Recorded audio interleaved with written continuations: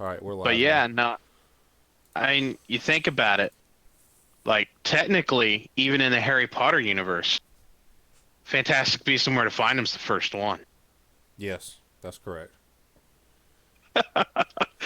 Oh, I sense a theme there. Yeah. Are you trying to tell me that Fantastic Beasts 2 wasn't the best movie you've seen this last year? Did it come out last year?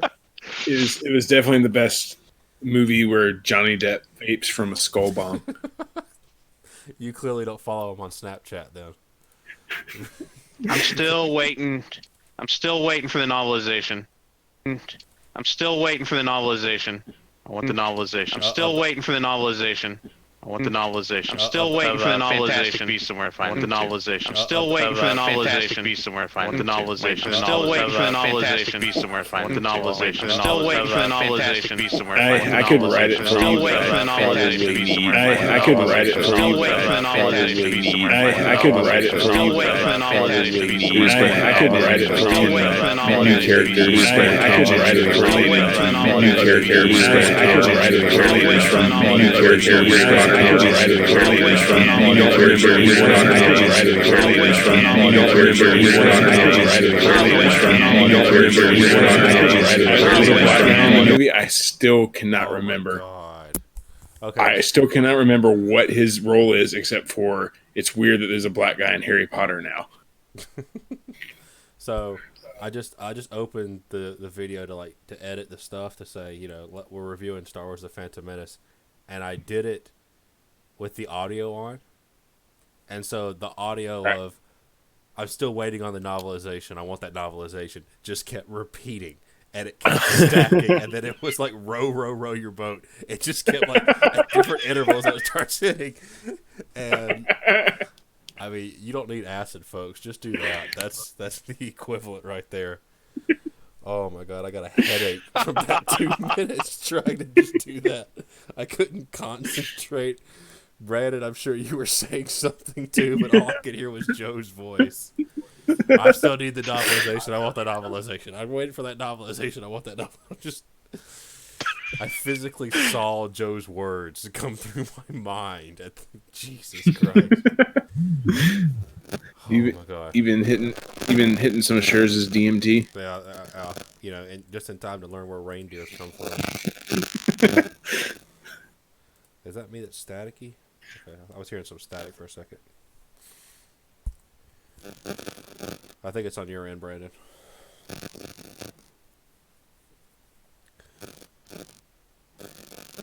Maybe my fan in the background. Yeah. Move my mic a little bit. Yeah, I think that's what it is. Styrofoam. That should do it. Okay, are you ready, guys? Yep. To talk about episode 1, The Phantom Menace. So, starting out, we learned that turmoil has engulfed the Galactic Republic. The taxation of trade routes to the outlying star system is in dispute. Hoping to resolve this matter, a blockade of deadly battleships, the greedy Trade Federation has stopped all shipping to the small planet of Naboo. While the Congress of the Republic endlessly debates this alarming chain of events, the Supreme Chancellor has secretly dispatched 2 Jedi Knights, the Guardians of Peace and Justice, in the galaxy to settle the conflict. That is our opening title crawl into, after 20-ish years, Riveting. the very first. So, we learned a lot of things. We learned that the Trade Federation's greedy. That the taxation of them is a very big deal. And the Supreme Chancellor can unilaterally send Jedi Knights to settle disputes. Apparently, there's no separation of church and state in this galaxy. Yeah. And their blockade of Naboo is perfectly legal. And so Can we discuss that for a little bit? Like, how is that even a possibility? okay, so from what I understood from this film, it's legal because the Trade Federation has bribed senators and congressmen or senators, I should say, to bury making it illegal down in bureaucracy. And so it is legal because the Senate cannot declare it illegal. Is that correct? I don't know, but that is my best guess to Well, try to explain what I'm seeing. Because The space That's a politics. better- because if it is it's a completely better legal, explanation than just I'll make it legal. yeah, So well, I mean, if it's completely legal, then the Jedi are in the wrong. They're going against the Republic. The very first thing we're seeing right now is them going against the Republic. the Jedi aren't wrong. Yeah, it's like They're why? never wrong. Well, why would they need to be there if it doesn't? This isn't what Star Wars is about. So, but maybe this is our exciting incident, right? This Yes. is what your call to action is: taxation, blockades, and trade routes. and potential negotiations. Yes. Okay, so they're sitting there as ambassadors with swords. And the not C-3PO droid knows they're Jedi. Yes. There's a silver C-3PO, which we never see again, and it's not even touched on. Did Anakin make this one? They're next in Naboo. Or they're near Tatooine, as we're gonna find out soon. When they try to leave Naboo, their hyperdrive doesn't work and they can't get far. So Naboo and Tatooine have got to be close, astronomically speaking, cosmology speaking.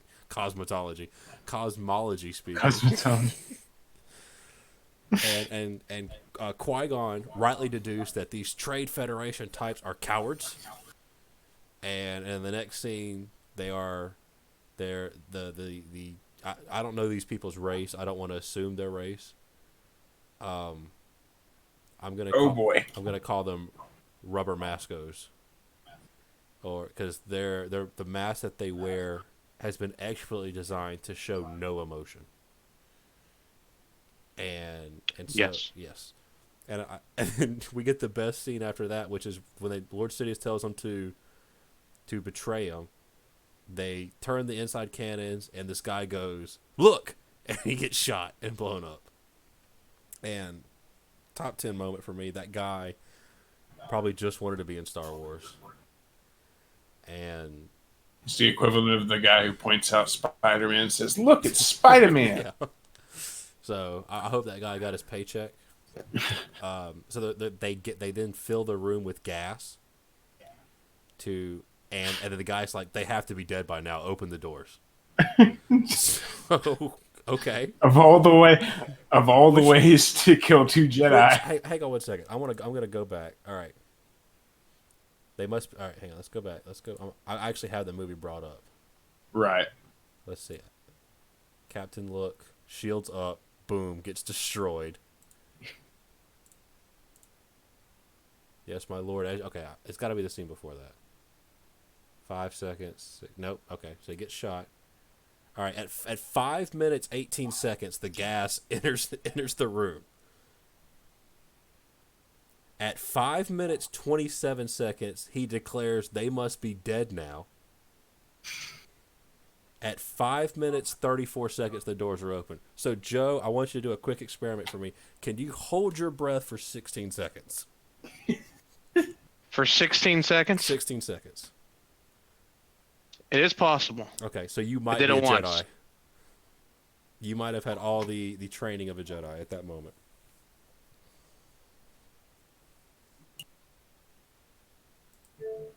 Joe, did you die or did you succeed? It's been 16 seconds. Joe. I succeeded. Okay. I am alive and good Wow. to go. So, I mean, right now, if I have to go by feats, it's Joseph Weaver, then Qui-Gon, then Obi-Wan Kenobi. So they break out. I prefer my Jedi who don't get killed. Yeah, there you go. Yeah, and so they break out and they start using the lightsaber to carve through a door, and then they add more doors. And Qui-Gon's like, okay, this will take too long."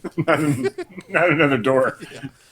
And then these droids, I mean, that they're shooting but if there's more than one of them, they kindly take turns, and so the Jedi can bounce one blaster back to him. Qui-Gon decides, hey, it won't take that long now, and just re-stabs it, and somehow gets all the doors, and that is when destroyers show up, which are like these roly battle droids with shields, who the lasers can come out, but they can't go back in after they shot. And then we see super speed, and we never see super speed ever again. And it looks so goofy when they do it. It's just like, it's like Sonic level.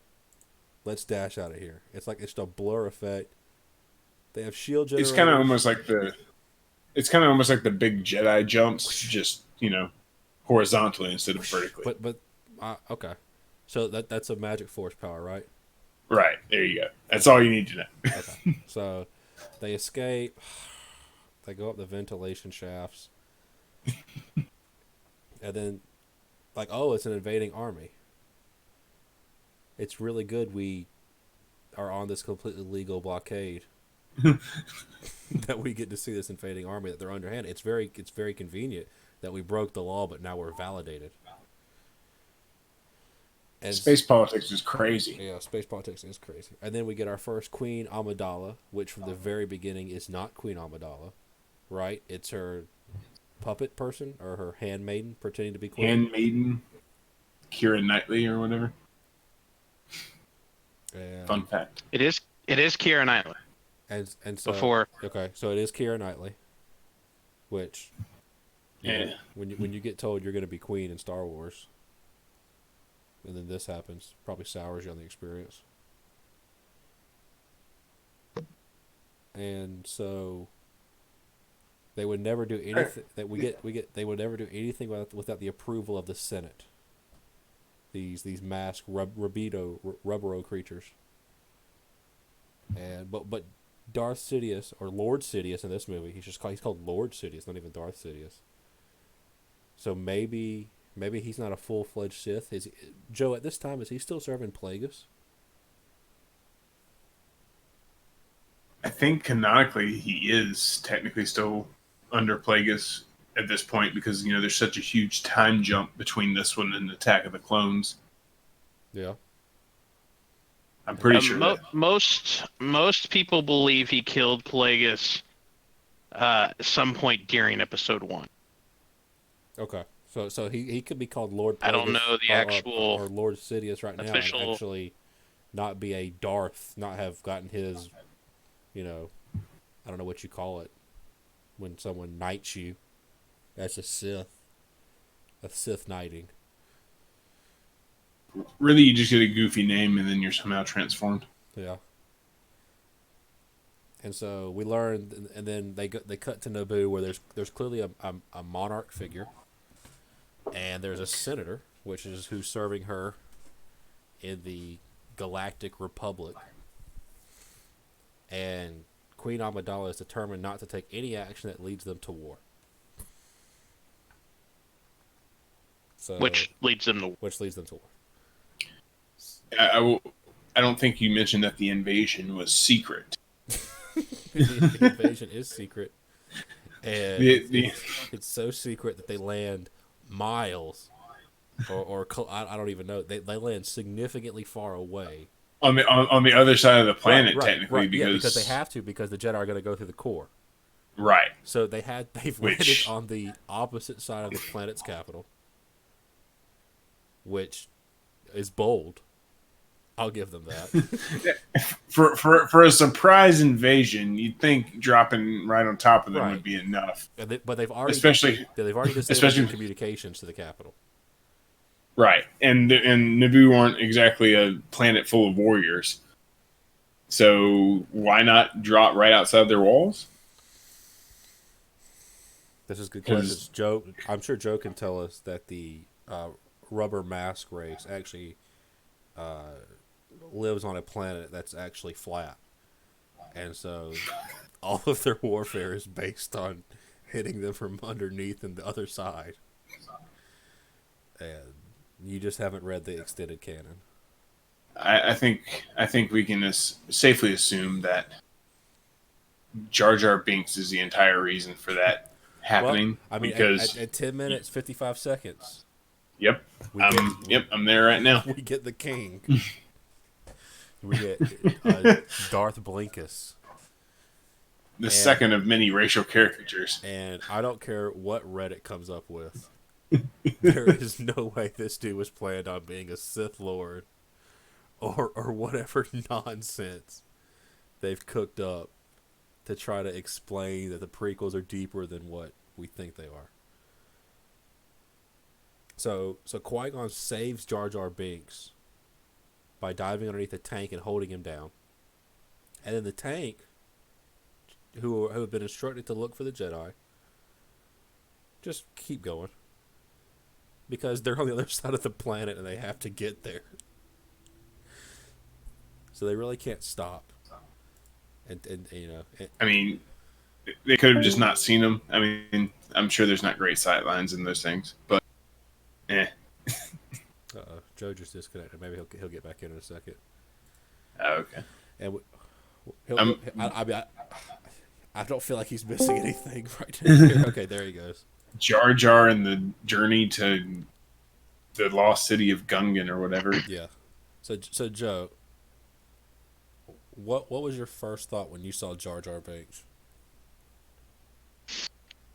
So, first thought when I saw Jar Jar Binks, I had no idea, who he was supposed to be in the universe. I just thought he was some wacky character that was going to be a place filler, I didn't really understand comedic relief back in those days when I first saw the movie. So when I first saw Jar Jar, I was like, why does he talk funny? Mm-hmm. Having no idea who Yoda was yet. Okay, yeah. I didn't get that he was a caricature until Brandon points it out. I thought he's just like... Yeah. He's just like the worst. It's more one of those things you kind of understand as you get older. You're like, oh boy. Like when we talk about Watto a little bit, it's like really bad. I wish Jamie was here to talk about Watto. I'm afraid to ask what Watto is a caricature of. But okay, so I mean, if we assume noble intentions, maybe is he supposed to be a caricature of a Jamaican person? Jar Jar Binks.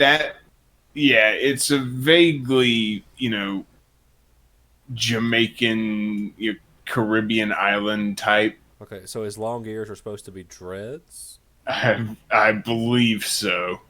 Okay. So the Jedi have these breathers. So the Gungan. Go ahead. Jar Jar's cultural appropriating. Is that what you're saying? Well, it's interesting because, maybe I'll have to listen to him. I don't remember any other Gungan talking like he does. Like the king clearly has a different accent, right? He has like a... Yeah, no, I agree. Yeah, like the main guy. He has the weird speech pattern, but he talks really deep. Yeah. Yeah. Okay, so He said no like a danabu. Yeah, there you go. That's pretty good. Did you voice this? Yeah. I just have my headset on. That was good. I just read it straight off of the subtitles. Oh, okay. Well, I mean, we missed out that the Jedi have these breathers that let them breathe underwater and follow Jar Jar Binks to his home.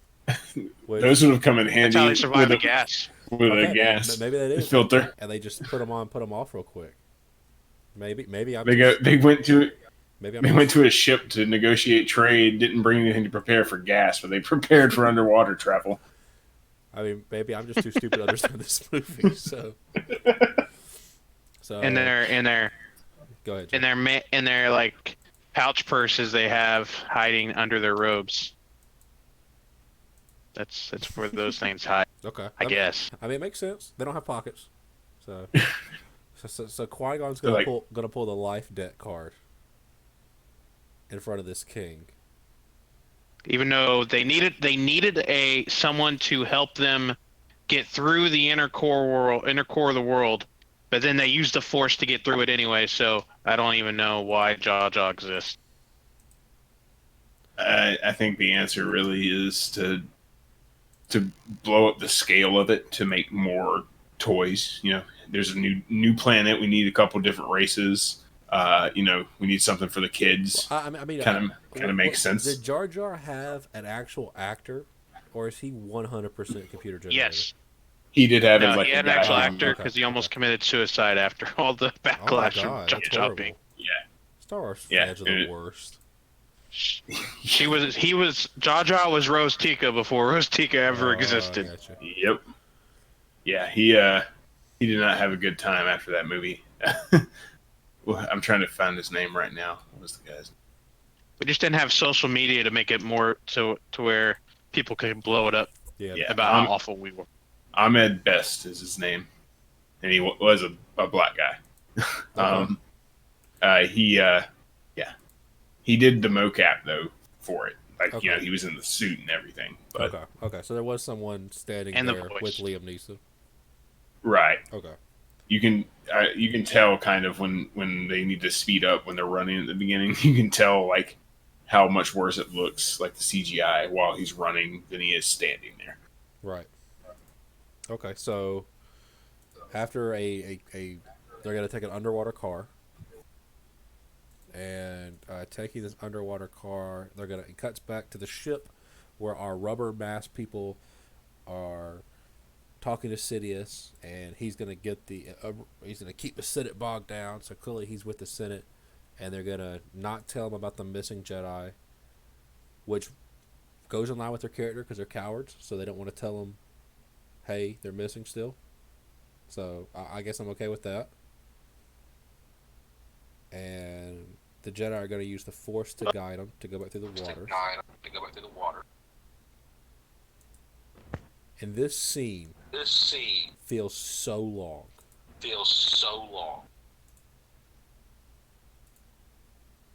The one where Joe, I can hear myself coming through your mic. Okay, for some reason my Bluetooth headset. Just give me a second. Okay.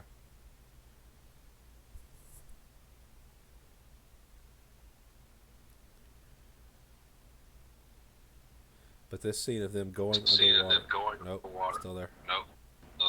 Yeah, hold on. God damn it, Joe. We're supposed to be professionals. I agree. I don't know why my phone still says I'm connected to my headset, so I don't understand what. Speaking of which, while Joe figures this out, Brandon, what if I told you you could get razors delivered to you every month?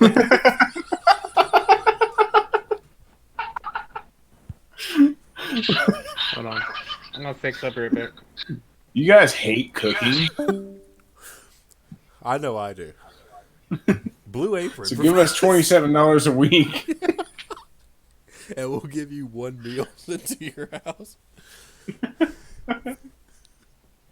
I actually looked at like the top 10 podcast sponsors, and I was just gonna start making stuff up. How many boner pills are on there? There wasn't a lot actually. Like it was Blue Apron, it was Dollar Shave Club, Audible. God, I can't remember the other one. So Loot Crate or what red letter media call it, like crate box or something. Yeah, didn't they go out of business or go bankrupt or maybe something? they did. I don't know. I think they did recently. Loot Crate. No, it's still going on. Let's see. They might have sold it to somebody. All right. Yeah, Gizmodo. Loot Crate files for bankruptcy, lays off workers, but promises to ship remaining boxes. Oh shit! This is August 13th. Well, damn, they just had a. Oh, well, I guess bankruptcy doesn't mean closing. I guess they Right. reorganized or something. Yeah, Chapter 11. Defaulting on a $21 million loan in 2017. Dang. Oh man. All right. Well. All right. Sorry about that. You're good. You're good. Good. Joe, Yes, do you hate cooking? I love to cook. I need you. All right, we're gonna cut that, Joe. I need you to tell me that you hate cooking. All right, pick it back up. Joe, do you hate cooking? Yes, I hate cooking. Oh well, I've got news for you. Our sponsor, Blue Apron, for the low price of $27 per day, will deliver a meal to your door every other week. What is in these meals, you ask? It's not just Every simple other week? stuff. Joe, shut up. I'm in the middle of a serious commercial. We get Sorry. ad revenue from this, Joe. I didn't think anything was more expensive than Grubhub until right now. Well, this is you're paying for quality. There's 14 different tiers. The lowest one is really what can legally to be described as cold Wendy's fries. It's a can of soup and some crackers. But they're like garlic herb crackers or some pretentious shit. Oh shit. No. Well, Is there anything better than this? that's for tier 2. So think if you use our coupon code MOTAR at checkout, you'll get your first month free. So eat fresh at Blue Acre. Yeah, that's big. What you said? $27 a day. So that's a huge value. That was To use Subway. Motar. It's just well, We getting Subway money too? when Blue Apron sponsors this show, I'll do their ad read right. Until then, I will make fun of one podcast sponsor every time we record, to the point of them wanting us canceled. Oh Do it, God. you coward. Sponsor the show. Sponsor the worst podcast show of a very niche market of people who are watching episode 1. The Okay. podcast. Okay, so the Jedi have made it to the Capitol, and so have the rubber mask people. But but their army is not there. But they are, like the actual delegation. Some of their army is. Yes. 18 droids are. 18 to 20 droids are there. We still have no idea why they had to land on the other side of the planet. We get our first shot of Natalie Portman. The camera kind of almost pans with her, the handmaiden, instead of the Queen Amidala, which, when you think about it, is just masterful foreshadowing to the point where you think it's bad camera work. Qui-Gon and Obi and Jar Jar are now sneaking around, and they see that Queen Amidala's getting escorted with the droids. They're going to take out their lightsabers. Oh, they all drop down. Oh, and then the droids just kind of sit there and let Qui-Gon and Obi-Wan take them out, which is nice of them. Okay, Brandon. Yes. There is a shot in this movie that I absolutely... Oh, my God. This one, it's infuriating. At 22 minutes... Yes, we are 22 minutes of the way through this film. It might be 23. Hang on. It's the scene where Qui-Gon Jinn throws his hand out, and then it cuts to a scene... There it is. 22:51. And then 2 droids fall over. I hate those 2 scenes so much because they're going to pop up again.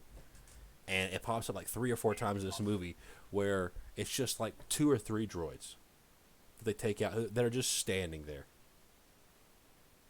And, you know, if I have one thing to say about this 9 out of 10 movie, it's that shot right there.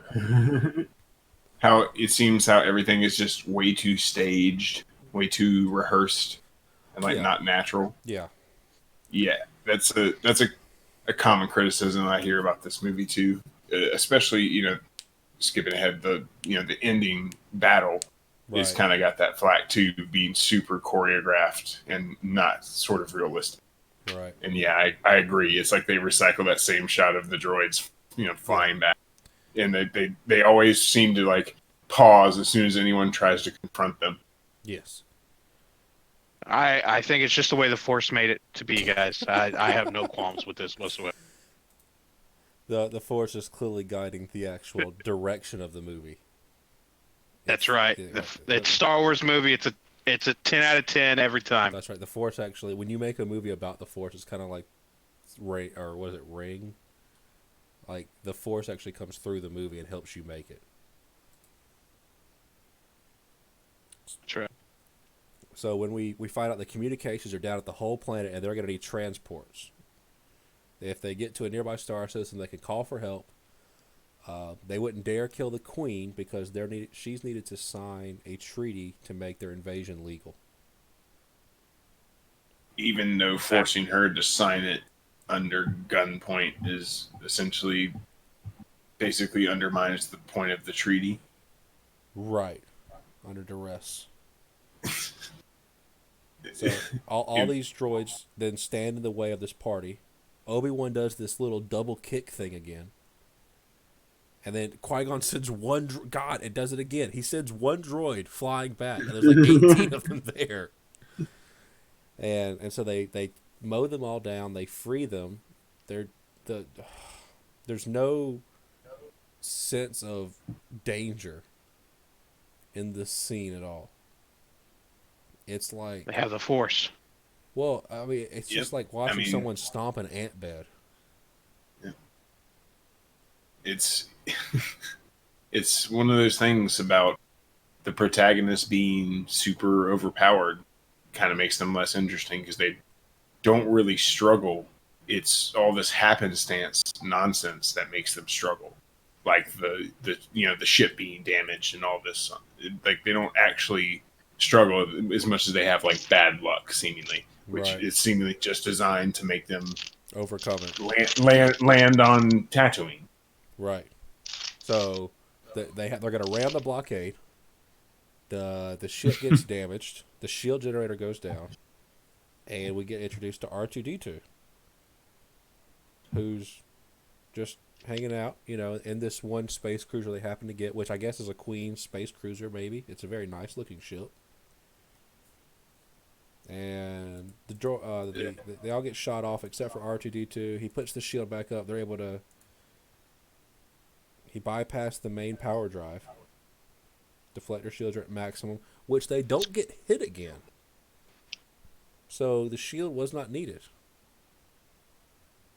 And then they get past the blockade. There's no guns on the other side of this vessels to stop them. And it was needed to introduce us to R2-D2. Yes. And because their fuel thing is not full, they have to go to Tatooine, which is a planet controlled by the Hutts. And they're gangsters. Yes, and the guy representing the Queen is just going to be overruled at every turn. Because he's going to say, we can't go, and they're going to say, yeah, we are.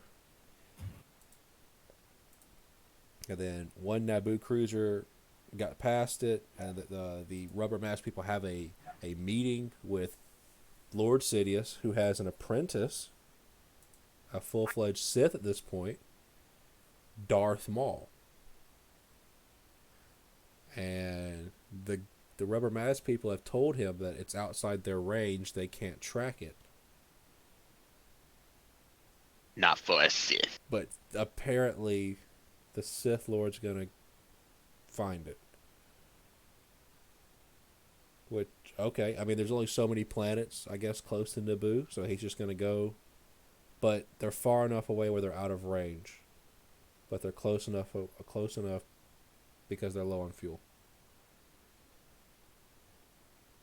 So I don't want to skip ahead, but the reason how he found them would have been the way the Trade Federation would have found them anyway. But I don't want to skip too far I'm ahead. about to say, Joe, don't skip ahead now. Because we have to get Padme to give him a medal or a commendation, R2-D2, for saving the ship. And the guy representing the Queen does not agree with the Jedi that they're going to go to this planet. I mean, all right. We are officially 30 minutes through this movie, which is an hour and a half long. Joe, tell me the plot of this movie. Not a clue. To meet Wonder Boy Anakin Skywalker. Right.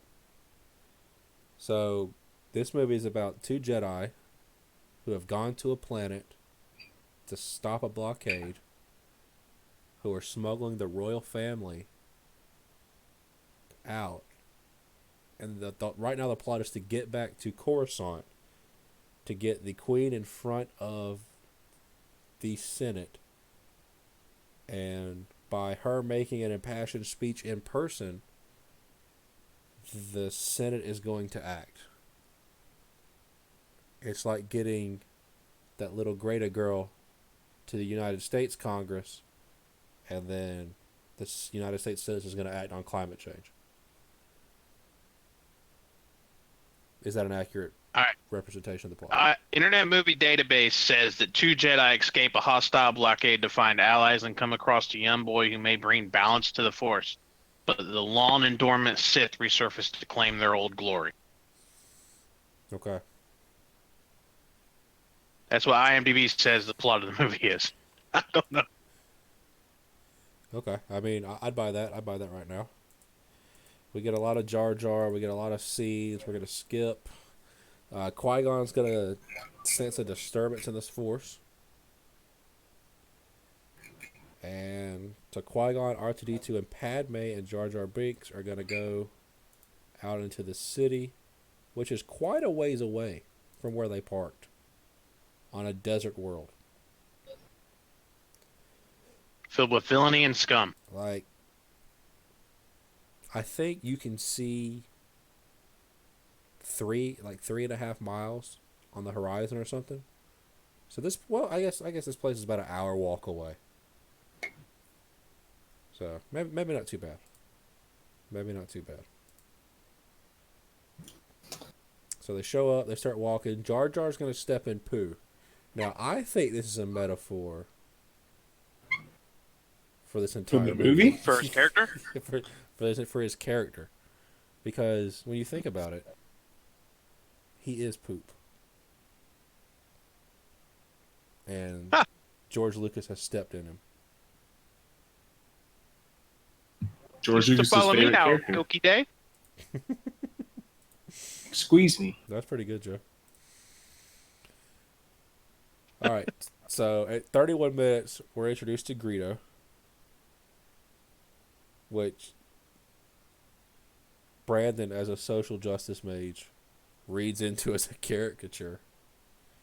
He's just some... I think you meant Watto, Oh, I'm sorry, Watto. not Yeah. Greedo. Not Greedo. Watto. I was like, when the fuck was Greedo in this movie? He was digitally inserted in the 2008 cut of the movie. Nah. Burrito's one of the little kids that Anakin talks to Yeah. before the pod race. That is true. Oh shit! Yeah. So we meet Watto. I don't know if that's actually true or not, but that's It my looks like fan it. fiction. It looks like him. So Watto is just this guy who speaks a different language in the desert who's greedy with a big nose. I don't know how you... and Mind tricks don't work on him. and a slight Israeli Armenian type vibe going on. Yes. And so, okay, we meet young Anakin, and we have Padme in the same scene, and we have Qui-Gon. All right, Brandon, I'm going to ask you first. On first look of Anakin, Padme, and Obi-Wan, tell me their ages. See, yeah, I know this is extremely weird because I believe Natalie Portman is like 17 here, or like 18, 19, something like that. And I think the kid playing Anakin is like 8. And then Ewan McGregor's got to be like 25, maybe. But if you were going by Ian McGregor was born in 71. This movie comes out in 99, so he is 28 years old. Okay. So he's 28 years old. Okay, but taking their real life age of 28, 17, and 8 out of this, how old do these characters look? Oh, well, Anakin looks like an 8-year-old. Yes. Padme definitely looks like a 16-year-old. Yes. And I know how old they're supposed to be, How Yeah. old, so I can't. How old are they supposed to be? Obi-Wan looks like he's probably 21. Mm-hmm. Yeah, Anakin's supposed to be 10. Padme's supposed to be 15. All right. So while she's getting her learner's So- permit, he's in 5th grade. That's why their love story's not so bad. I mean, I think even in medieval Europe, this one would have had a hard time. But he calls her an angel, and chicks dig that, you know. We're in some alternate magic super universe. Are Yeah. you an angel? You think George Lucas would have had like a goofy word like that was a play on angel for Star Wars' versions of angel? Are you an angle? I'm a donkey. Melancholy. Melancholy. Sorry. Yeah, McClunky. How dare I butcher this utter nonsense? And we find out that they need a T14 hyperdrive, which is I need you to fact check me, Joe. I think it's 2 grades higher than a T12, but it's not as good as a T15. Yeah. Okay. Does that check out with the? Better than its predecessor, according to the lore of the Mandalorian. Okay, because I have my Star Wars encyclopedia. You can follow our Amazon link in the description to buy this $49.95. I just almost choked on my gummy. I mean, these Star Wars gummies I got for Christmas, I just about choked on one. Yeah, use our affiliate link and you can buy this $89.99 Star Wars encyclopedia Naboo Starship Guide.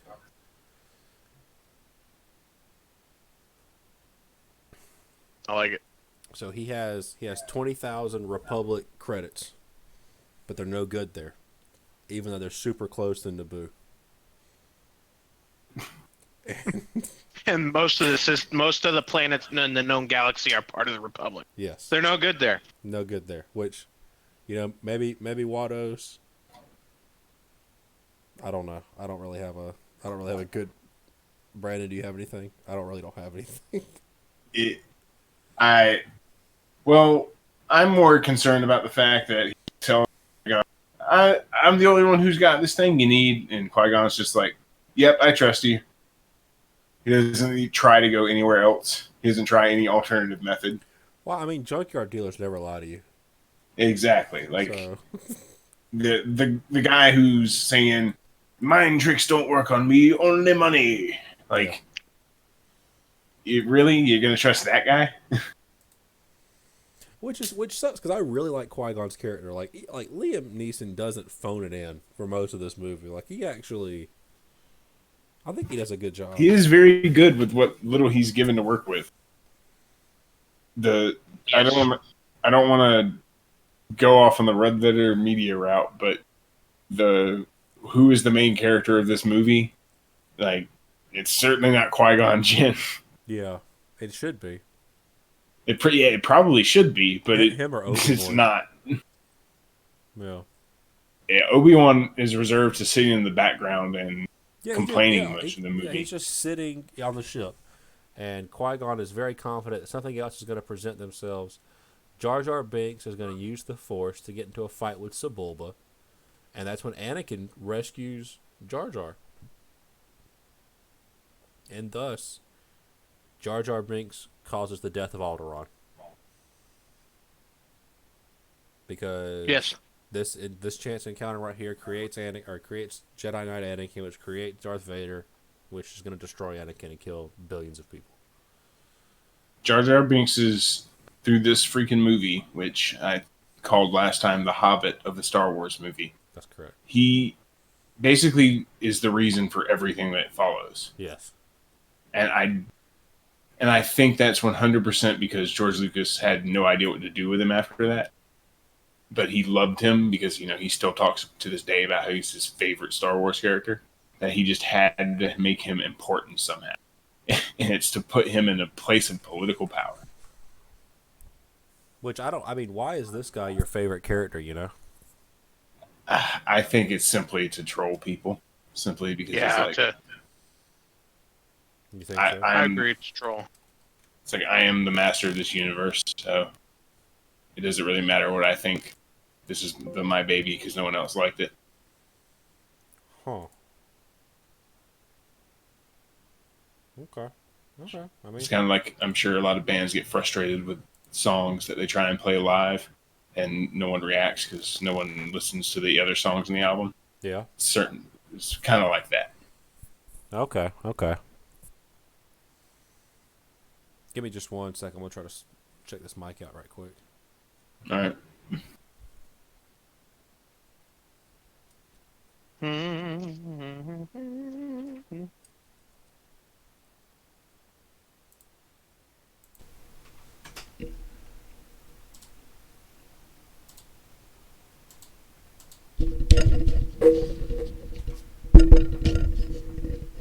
Testing. Okay. It seems that that one's working on that side.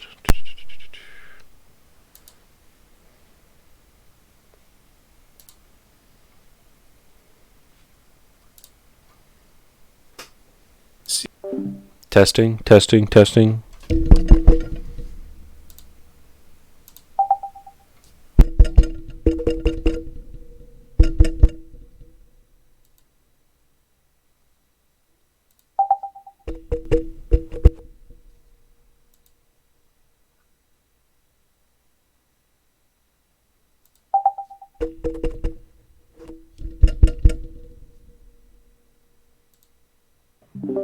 Alec Guinness. Da da da da. You got Anakin too, who's technically Darth Vader, but again, like the Obi-Wan effect there, Yeah, doesn't really resemble. he's the most annoying child in cinema history. He literally says "yippee" like 5 times. His name is Anakin, and he's a person too. That's right. Don't you dare call him anything else. Da, da, da, da, da. Okay, it is lighting up. Okay. I don't think that did anything. See, the digital effects in this movie too are also just such a mixed bag. Yeah, some of them have not aged well. Yeah, it was George trying too hard to lean on technology that wasn't, really working at full capacity yet. Yeah, and then, but the practical effects like that C-3PO looks pretty good. That because we find out that Anakin has built C-3PO. Yeah, I was just saying about how him and R2-D2 are seemingly in this movie just to remind you that you're watching a Star Wars movie. Yeah, you're watching a Star Wars movie.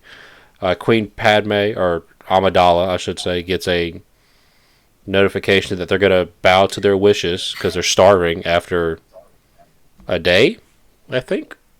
I don't know how much time has maybe more time has passed. I don't know. Maybe more time has passed.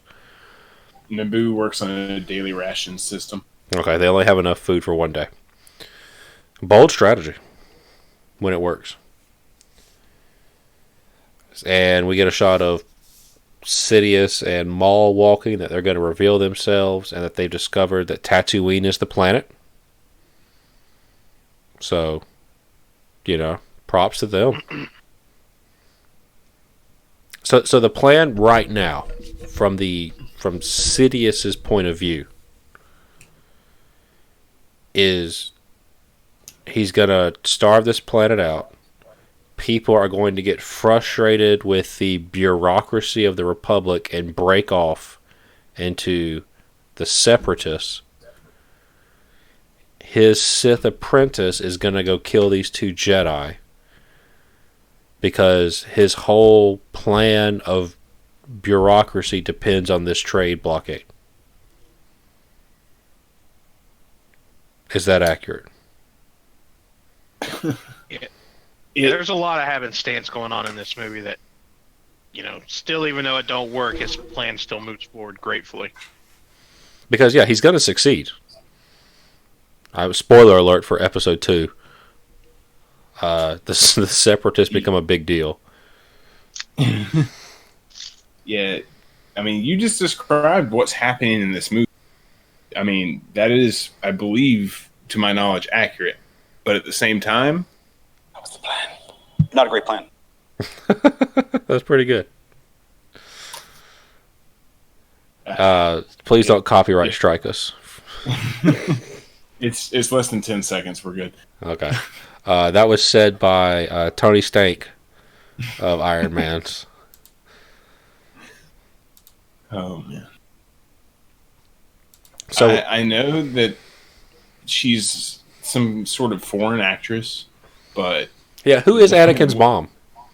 the woman who plays Shmi Skywalker, Hell of a name. yeah, she's in a different movie. Like her and the kid acting opposite each other, it's weird. I mean, I definitely have that cold, not interested in each other relationship with my mother. So, Y'all seem so loving when you're together. I didn't know that. yeah, she actually doesn't want me to pod race. She doesn't get it. So, Anakin has dreams. We learn, and there's no one friendly to the Republic in all of Tatooine. That's gonna, which lines up with Episode 4. There was no one friendly on Tatooine, right? So nothing's changed in those 20, 30 years. So it's like poetry. It rhymes. And Qui-Gon is a very the something else will pop up, which I kind of appreciate. Like he's like whenever something happens that dissuades him from his plan, he's like, no worries, Hakuna Matata. Something else is going to come along, and we're just going to capitalize on that. So, because they could have been stranded there for years, but he's very laissez-faire about it, and I appreciate that about him. Can I also ask why Watto isn't affected by a Jedi mind trick? Is money the only thing on his mind? It's because he's a Jedi. He's actually Supreme Raised. Grandmaster. He's Rey's dad. Rey's dad. That's why Rey only cares about money in the beginning of Force Awakens. Expertly crafted by Disney. Expertly. You didn't even see it coming. But your brain did.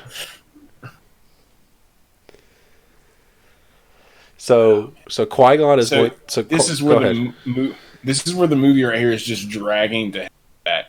Like, oh, you mean this entire 45 minutes? It like I have never really liked this movie, but the thing that everyone counters with every time is, oh, the pod race is cool. The pod race. It takes an hour to get to the freaking pod race. We don't care about anything that happens before that. I hear that there's a blockade on Naboo, Brad, that I care very much about. I'm really interested in the Star Wars space politics. When's the history quiz? You are right. It is a full hour before those pods take off. Whew. I'm still at minute 45. Yeah. Watto. Yeah, when I watched it earlier today, I noted that it was exactly an hour in until the fucking pod race. Because well, before that, we found out that Anakin has no father, that his mom carried him, gave birth, can't explain what happens, and that he can see things and has special powers. Qui-Gon recognizes that he's force sensitive, but he doesn't know if he could help him. He didn't come there to free slaves, which is a very interesting thing for a Jedi to say, you know? Yeah, I mean, aren't you like the space morality police? But if they're outside the Republic, see, I thought that was like an interesting little thing to explore. Would be like, where does lawful and good come into conflict? Because if you're going to claim to be lawfully good, but the law commands you to not deal with people who are enslaved, you can't tell them how to be enslaved. Are you lawfully good? Because it sounds like you're just lawful then. You're just doing what the law says instead of being a good person. Or is it good to force your morality on this sand planet? And that's the questions we get asked when Jar Jar Binks sticks his head in the energy binders and numbs his tongue. And when he steps in the poopy.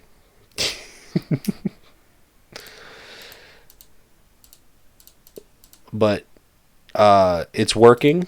It's working. And then we have a weird nighttime scene where Obi-Wan runs Anakin's blood and discovers it's 20,000 midichlorians, which is more than Yoda. So Anakin is a better Jedi than Yoda. Boom. Take that, Baby Yoda. Well, that's what happens when you introduce power levels. Yes, we arbitrarily. We have power levels now. Anakin is already like a Super Saiyan 3. And he doesn't even know it yet. And I think Qui-Gon's like a Super Saiyan 3 at this point, so he's like, whoa, this guy's got my power level. It's something that Star Wars was never really about, but then all of a sudden, midichlorians, boom. Mm-hmm. Joe, what do you think about midichlorians? You've been quiet.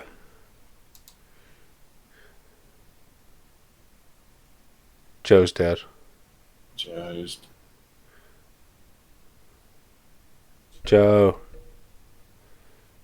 Joe, if you don't answer about oh God, I killed him.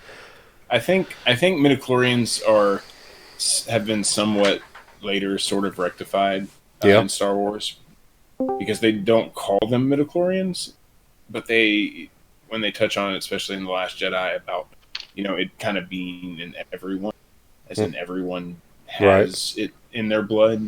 Some have more than others. Some people were just more naturally gifted athletically. In Star Wars, you're more gifted with the Force, that kind of thing. Yeah. And that you can still have it even if you're not some kind of god Jedi. That's right. But yeah, midichlorians in this movie were just goofy. You back now, Joe? Yeah, I'm having a major issue on my end, I guess, where both of you guys get really crackly, and I can barely make out what you guys are saying. So it might be your connection or something. I can hear Brandon fine. Yeah. I was just saying my piece on midichlorians. Yeah, I've always had the softer, friendlier, enjoy the word midichlorian take on the subject. Never really had an issue with it. But I know, again, I'm not like one of the people that fell in love with the original 3 movies and then heard that word. I heard that word in this movie for the first time as an explainer, which is kind of why I find A New Hope so boring, because this movie explained the Force to me. So that's kind of like why I guess I have the position I have on it that I do have. Yeah. Okay.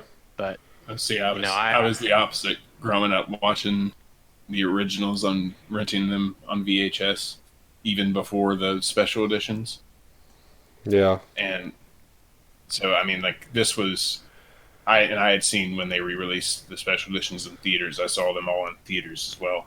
So I was already well versed in Star Wars at this point, and it was just another thing in this movie. As a kid, I didn't really even understand what's happening or cared about. Yeah, I was just happy to see lightsabers and spaceships and stuff. Exactly. More Star Wars. It was a good thing, everyone told us. That's right. And Darth Maul's bots are in the city before the pod race. And Qui-Gon is going to use his Jedi powers to force an outcome to happen. He wants the boy, and so he fuses his Jedi powers to rig a gamble. This movie is just very weird. The Jedi are doing things. I mean, if the Jedi are supposed to be good people, we need to see them doing good things. And I don't know. It's very, very weird thing. Maybe Qui-Gon's the one that doomed the galaxy by using his Force powers egotistically. Or, maybe if he had faith in the Force, it still would have landed Anakin. Well, I mean, that's the whole debate, right? Does the Force understand what light and dark, or does the Force just recognize itself as the Force, and we people, or the people of that galaxy, put labels to it because that's what we do? So deep. Now, Brand. That's something I always think. Yeah, I mean, it's an interesting thing to think of. Now, Brandon, you're going to have to explain to me why there is 5 minutes of introducing Clegg Holdfast and his Voltec KT9 Wasp. And back again is the mighty Dudbolt with its incredible racing machine, the Volpertine 327. And hoping for a big win today. A big win today is Odie Mandrill with his record-setting pit droid team. I think, once again, it can be answered by Googling what the character's name, action figure, and hitting search. So you think it was all about toys? It wasn't like some homage to Wacky Races or something? Not all about toys. The fact that they gave them names and introduced them, making them about toys. Because if it was just that race, like some new race or something, and they were just around and they had a name that he added or something, that would be one thing. But he gave them names, which usually in Star Wars means there's some kind of back lore, either canon or not canon. There's some kind of backstory somewhere that you could find with them involved. And it usually was for, especially at this point, because George had secured all the merchandising rights. It was very much about, well, we can give this guy a name, and then people will recognize his name and want to buy his toy. But he doesn't even get. Okay, I just read you 3 pod racers' name. Tell me one of them back to me. I could not. Tell me what one of their ships look like. I know the twin-headed announcers have a dumb name, but I can't remember what it is. Which is a kind of a cool thing. One of them speaks like the native Tatooine tongue, I guess. The other one speaks English, so I thought that was kind of cool. Oh, there's the monster that George Lucas superimposed in the special editions of the original trilogy. Java. I don't know what they are. They're the ones that take up a lot of the shots in New Hope when they're coming through. Yeah. Mos Eisley, and they just walk in front of the frame. Did you guys ever go to, I think it was called Hollywood Connection, was the one in Columbus, but it was an actual pod racer that you could sit in. It was Anakin's pod racer. No. Oh my God, that was the whole thing that got me. It was, all right, so the Star Wars Episode 1 pod racing game for Nintendo 64? In 64? Yeah, it's that game, but it's in a racing simulator, fully functional pod. And so the screen is it's 4 feet by 4 feet in front of you, and you get in the pod and you have the two, the levers, one lever on the left side, one lever on the right side, and you can pull back to brake, and you can pull forward, you can push forward to do the speed, and there's boost on. It's the whole N64 controller, but it's put into a pod that looks like Anakin's pod racer. Right. And that was. I think I did play that, like an arcade version. Yeah, that just had the handles and everything that you used. And I don't remember where, but it might have been at Putt Putt. Yeah, it might have been, because that's the only place I would ever remember playing something like that. I remember playing a racing simulator at the Mall of Georgia. Okay, when it first opened, and it was like a pod you could get into. Star Wars related. Sorry, I probably should add that. It was like a pod you could get into, right? It was like an arcade machine, Joe.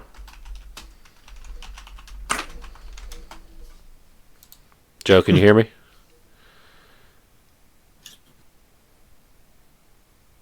God damn it, Joe. I'm sorry, you guys completely. I don't know what the fuck's going on. Are you on your phone right now? Yeah, I'm using my phone for my Discord app because my headset only connects to my. This computer I have does not have Bluetooth. Is your phone on the Wi-Fi? Say what? Is your phone on the Wi-Fi? Yes. Oh, okay. Try disconnecting it and try it that. Here's Jabba the Hutt, fellas. I'm just really excited to see him in all his glory.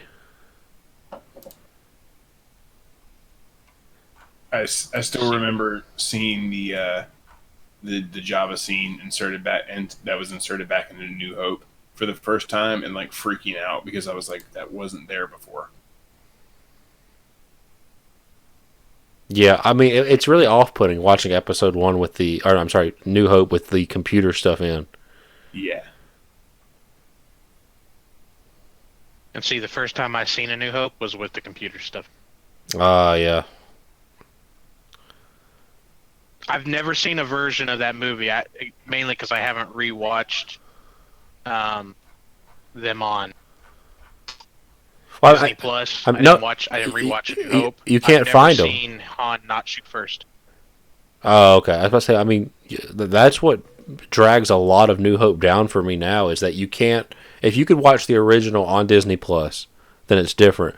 But if that's the version Disney Plus is going to go with that's popularly available, all right, then that's the one that I'm going to judge that movie by.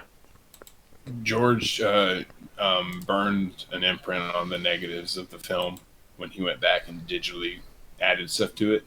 So the actual film itself is basically like irreversible. What a dick. That's why the the guys who did the despecialized edition, they were working from Laserdisc copies of it to basically transfer it to a digital file. Mm-hmm. All right, there's Kid Greedo. I was looking to try to see. I found the Star Wars Racer Deluxe, like the actual thing I was talking about. I think. I remember it looking much cooler than that, but maybe that's how lame it actually looked. But they won't tell me how much it costs. So, listeners, if you go to our Patreon, the $2 a month sub will let us eventually buy a Star Wars Racer arcade. And I know for a fact that none of us can fit into this machine. But we will try. So, yeah, I actually, I mean, the pod racing, the actual pod racing in the movie is good to me. I mean, I think I'm colored by the video game, because that's what this makes me want to do is go play the video game. I think that's a big thing that a lot of people say about this movie. The game was pretty good. Yeah, I think that's maybe what gives a lot of goodwill to this pod racing scene, which to me is okay, but nothing amazing, nothing to redeem the first hour of this movie. Essentially, we know Joe likes the pod racing. I liked a lot of things about this movie. There you are. I was waiting to hear back from you. No, you're good. I'm happy to have. I mean, that's why I'm trying to get Jamie here. We talk about The Last Jedi because, like, we are split on The Last Jedi, and I don't want anyone to feel like they're getting ganged up on or anything like that. So, well, it'll be you and Joe against me and Jamie. Yeah, but I mean, I have the fandom Menace on my side. I bring Jeremy in from Geeks and Gamers. No, we're not going to keep bringing people into the fucking show and have like 40 people trying to talk at one time. Check out the link I dropped, Mason. Hold fast. Oh my god, isn't this Clegg Hold Fast? It's got 1 5-star rating. Incredible, and I have excellent, very satisfied products on Amazon. Buy more, but that's fake. That was clearly paid for. It is number 1,026,290 in toys and games on Amazon. Free shipping. Only one left in stock. There's only one left in stock. Though. Yeah, there's only one left in stock. I'm buying it right now. But I said, I know what I'm getting Joe for Christmas next year. Clegg Hold. You can't say Star Wars without people thinking of Clegg Hold Fast. Dude, there's a Lego minifigure of Aldar Beto. Who is Ardor Beto? One of the pod racers. Oh my god. I'm telling you. The more characters you add, the more names, the more toys you can sell. Oh, there's you were burying the lead, Brandon. There's one of Ben Quadineros. It has De Niro. it has five. There's no way 6 people have bought this. To be quite, oh my god, there's someone left a review. To be quite honest, I've never been a big fan of Ben Quadrinitos as a character. He looks absolutely ridiculous and does nothing in the films except have his pod racer stall on him. He certainly wouldn't have been on my wish list for Hasbro characters. However, upon seeing this figure in a store, I soon fell in love. Hasbro did an amazing job with Ben.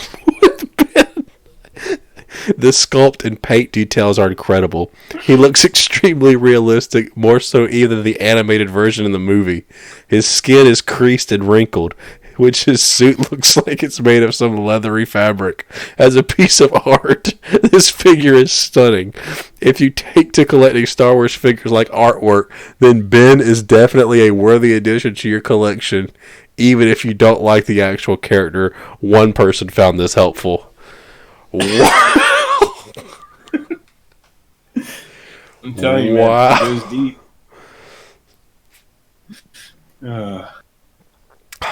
See, we've been goofing around this whole time, and the fucking pod race is still going on. Oh yeah, I mean it's when you think about how much green screen it could have used and stuff like that, and how when you compare it to like the actual lightsaber fights with the droids, the pod racing looks pretty good. Okay. After the constant run of characters you see more than a dozen times over, a new character finally appears. True, he was only on screen for about a minute, but that's just long enough to have a figure made of you. 4 stars. Now there's a face. And probably 9 pages on Wikipedia. Now there's a face you're not going to miss. El Pirozo left this review in 2014, which is 5 years after Phantom Menace came out. No, 15 years. Oh my god, 15 years. Thank you, Yes. Jesus. I just died inside. I'm going to all these figures now to read the reviews. Let's see if there's anything good. I'm skipping the rest of this pod race. Rats Torelli certainly isn't the greatest pod racer figure Hasbro has made, but this guy came out well enough. He doesn't have much articulation, but at least he does have wrist joints. His visor fits well over his head, and you can even see his eyes through the clear plastic. In some ways, the red pit droid included with Rats is even more exciting. Hasbro repainted the 1999 red pit droid to make it look brand new. Moreover, he stands up. My old pit droids would never stand up without assistance. While I can recommend Rats Terrell for fans of the pod racing scene, don't get your hopes up for this little guy. 4 stars. Competent job. So apparently there's people out there who just collect the pod racers. And they're $20 a pop.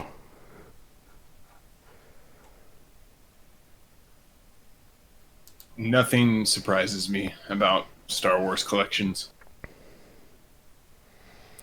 There are a few things in the world that are that. The rubber mask guy is Dalte Dauphine. I know that because there's an action figure made out of him. I'm personally not a fan of the Nemoidians. Oh, they're Nemoidians. Yes, I knew that. I think from Red Letter Media.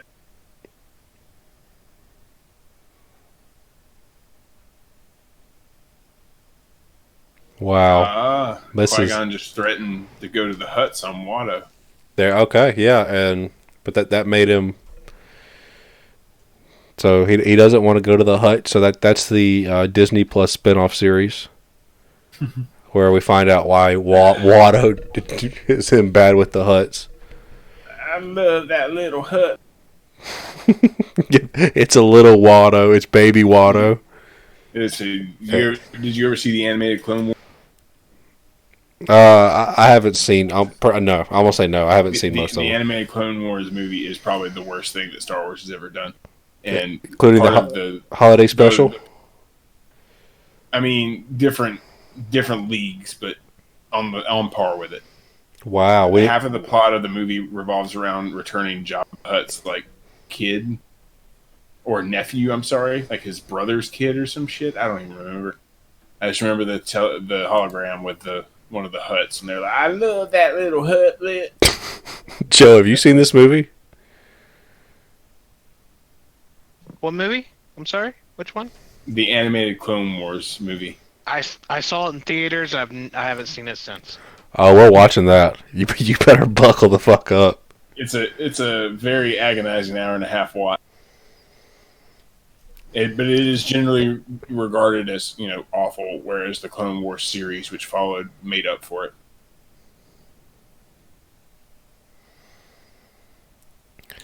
So after going to get him, Anakin just ditches C-3PO, says goodbye to his mom.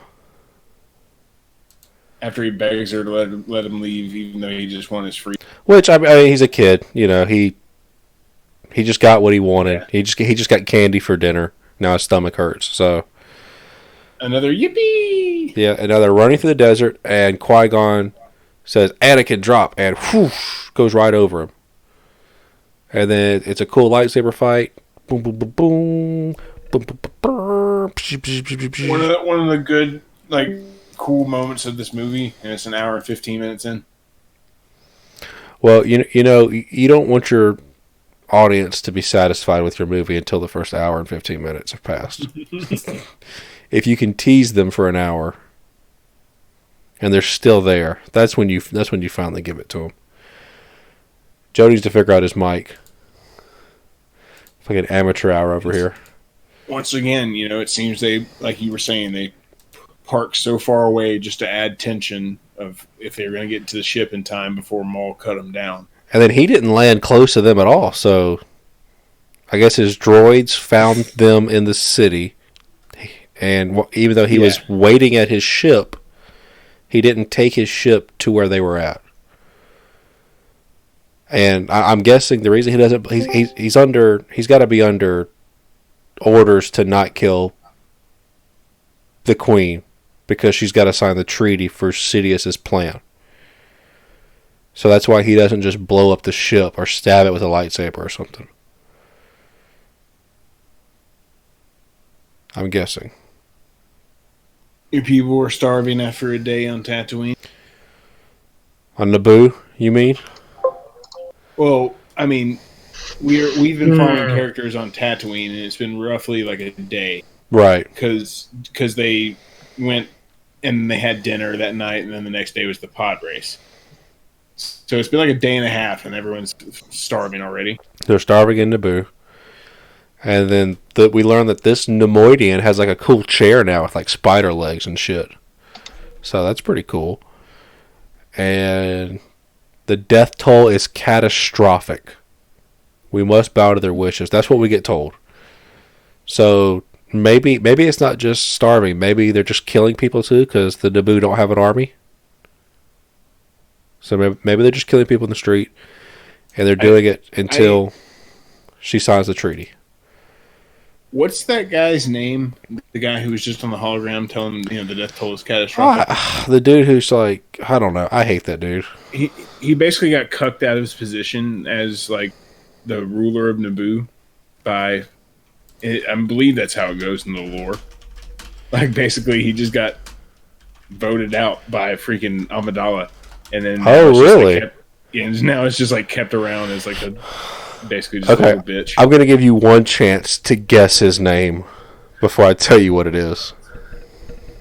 Fuck. Joe. As soon as you say it, hang on. Know it. Joe. Does it start with a V? It does not start with a V. Joe, get off mute. Either name. God, what? All right, either name doesn't start with a V. Either name does not start with a V. I will buy you Cookout if you can get in the ballpark of this name. Joe. Oh my God! I'm there. You go. I can't get his name. For $100, the governor of Naboo is C.O. Bibble. Yes. You knew that somewhere in your brain? Yes. I had heard about him talked about one time.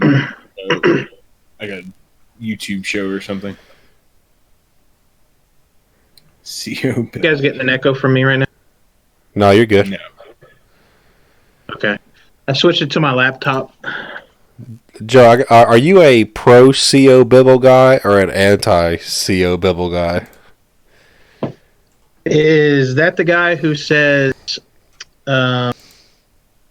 is he the one that's like, that can only mean one thing? Yeah, the communications are down. That can only be one thing, evasion. Yes, that's him. I am pro because he has a foreknowledge that is unmatched. And so what he's telling Padme to surrender. That the death toll is catastrophic. He's a coward then, and he's treason. 180-degree turn. Bibble was kept as governor. Oh my God, you're right. In official capacity, Bibble appeared with Padme Amidala, Princess of Theed, at a public appearance on the steps of the Theed Royal Palace. He did not, however, support her in her campaign to be elected as the planet ruler. Despite Bibble's opposition, as soon as King Varuna prepared to abdicate, the governor helped prepare Amidala to succeed him.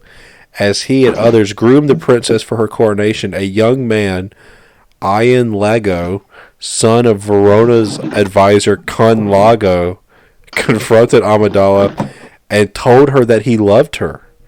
Bibble, however, had to ask Lago to leave repeatedly as the coronation approached. The man was eventually ejected from the room.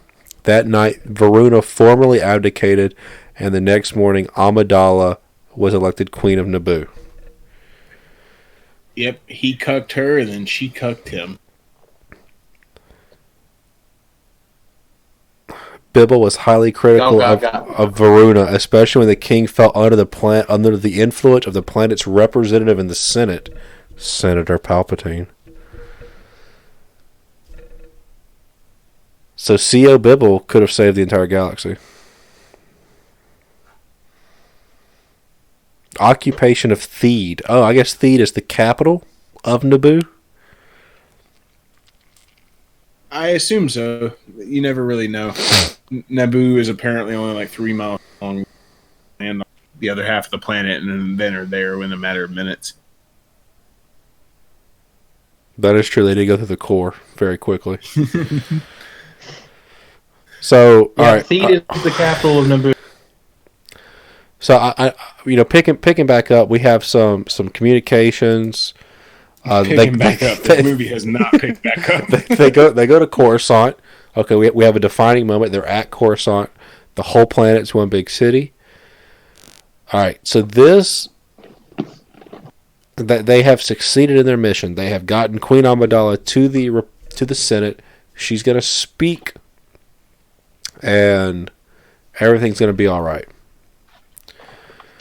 And we mix. It'll be all right. That's right. Say it, Joe. It'll be all right. Oh, wait, that's a song about people cheating on their spouse, their lovers. Never mind. Sorry. Well, that happens in this too. And so they call a special session. Real quick, fun fact about the city of Coruscant. It was actually named in the expanded universe novels, and George kept it for the movies. Really?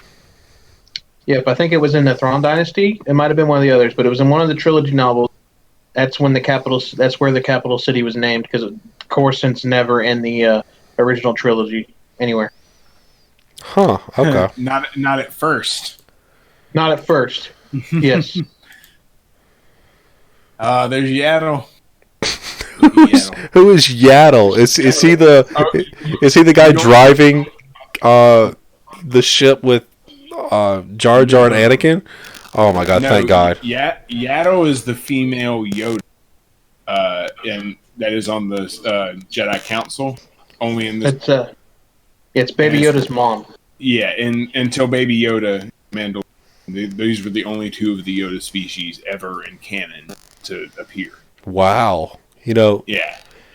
That's why they just call him Baby Yoda, because it's like it's either Yoda, Baby Yoda, or Baby Yaddle. So. I think it's Yiddle. I think his name is Yiddle. Yeah. Another fun fact: in one of those Senate scenes, you will see E.T.'s race in the background somewhere. Yeah. It was George nodding off to Steven Spielberg. Yes. Brandon, you have some kind of like electronic static coming through on yours. Not when you talk; it just randomly hits. But we like it. Maybe. What about now? So far, so good. Yep. Okay. Yeah. So it's there in the background a little bit, but it's okay right now. So Palpatine explains that the Republic's not what it once was. Chancellor Valorum can't be trusted. So they have their court scene with Yoda, who is CGI. He was not CGI in the original cut of Phantom Menace, right? He was a puppet. That's correct. He was a puppet. Okay. He was a very bad puppet. Yeah. Like worse than the original puppet. Weird. Yeah, like I think that's one of the few things. Okay. That I see Yiddle. George did alter. That was actually good. Was putting in the CGI Yoda. And I thought the Death Star explosions were better with his changes. Yeah, that too. Obviously. Off subject. Sorry, I apologize. So we have our scene. The boy's too old to be trained, so there's definitely an age limit for the Jedi. Anakin goes to see Padme and sees the Queen. Padme is sent on an errand. All important stuff. And we get our big, which really the climax of this movie is this debate about the Trade Federation. A thrilling climax it is. And then they said there's no proof. The bureaucrats and so Naboo is going to call for a vote of no confidence in the Chancellor. And now they're going to elect a new Chancellor. It could be anybody. But this kind of feels like the end of the movie right here. I mean, there's like a sunset. Qui-Gon and Obi-Wan are sharing. And then Anakin is able to like correctly guess what's on a tablet. And he becomes force sensitive. Yoda does a fear leads to anger. Anger leads to hate. Hate leads to suffering. Suffering leads to the dark side speech. Which isn't a bad speech. You know, when you compare it to other dialogue, it's pretty good. Yeah. Yeah, that's one of the better lines in the movie. Yeah. And we're only an hour and a half in.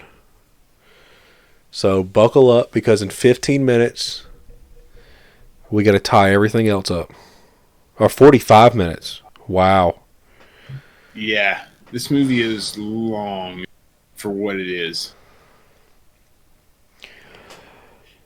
It's only, like 2 hours and like 10 minutes long. But the first hour, like we said, is just, what are we doing? Who are these people? What is the objective here? So, okay, so now the Queen's going to go back to Naboo after Chancellor Palpatine is elected. Or he's in the running to be elected. Strongly considered. Boy Sheev. So Qui-Gon says he's going to take him as an apprentice, even if the Jedi say no. And so the Jedi bow to Qui-Gon's demand at this point, really.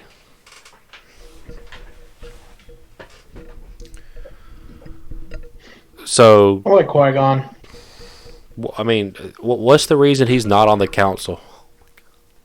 Well, I think Obi-Wan later says if you would just like listen to the rules, you'd be on the council. But it's because he always goes against them.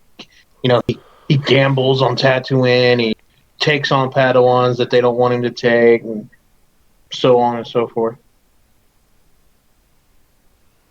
Okay, so that's just reinforcing that he's a bad boy. He's kind of a great Jedi Yeah. of sorts. I think he's just the guy, kind of like Anakin, and one of the reasons that he sort of takes interest in him is that, Anakin seems to question everything. Yeah. He doesn't really just go with anything. He kind of wants to get to the bottom of it. And that's kind of what Qui-Gon does. He seems sort of frustrated with the Jedi's, very strict ways, basically, and he's always looking for a way to push the envelope a little bit. It would have been nice if Qui-Gon doesn't die in this movie. Yeah. And, I think they kind of hinted that later, in which we'll talk about eventually, the very rushed ending of, what is it?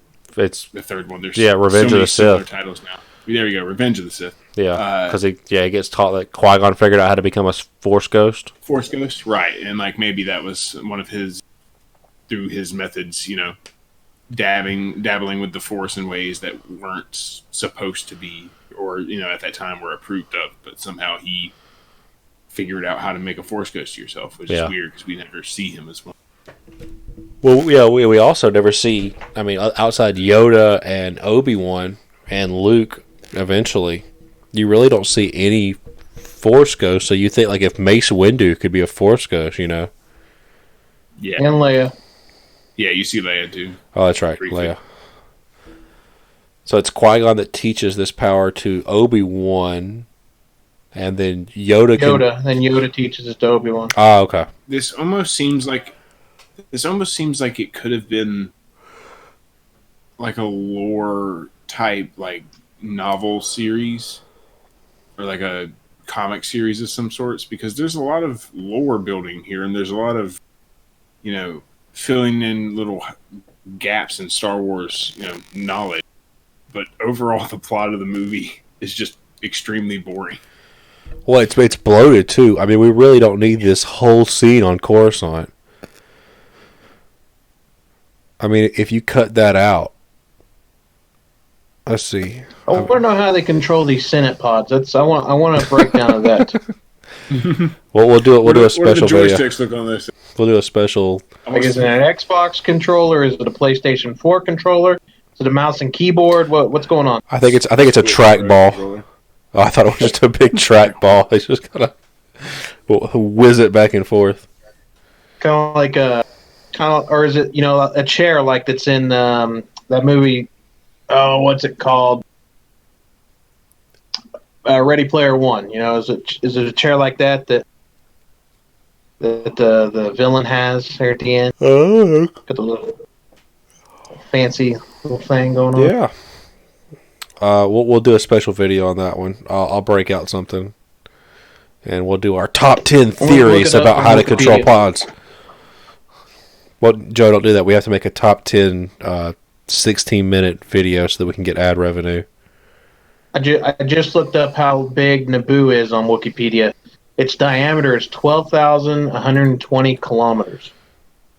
Man, that is a lot of kilometers. I want to know the guy who they sent out there to do that job. I want to know how well regulated that job. What's the diameter of Earth? I don't know this, Anna. I don't know this. In kilometers, 1,200 or 12,742. So it's close to Earth size. That's why the gravity's the same.